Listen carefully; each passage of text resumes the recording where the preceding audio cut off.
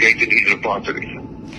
Why do you believe that you were not asked to appear before the ad hoc committee? They said it was based on time constraints. Do you believe that that's true?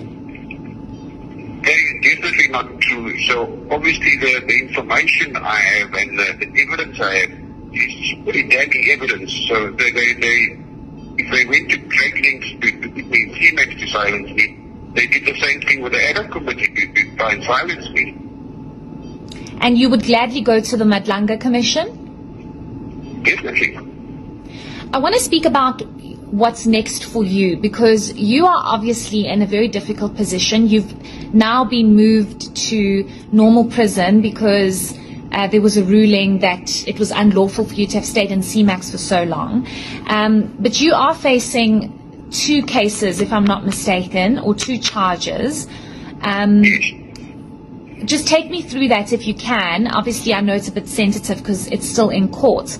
But do you worry that it's going to now be further delayed because you are now speaking out?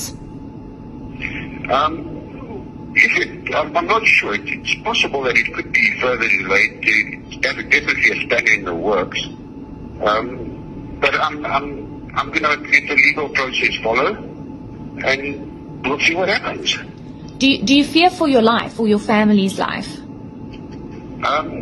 be honest, I do not fear for my life. If I have to die for speaking the truth, then so be it. But I'm definitely not keeping quiet any longer. I've suffered too much because of this guy.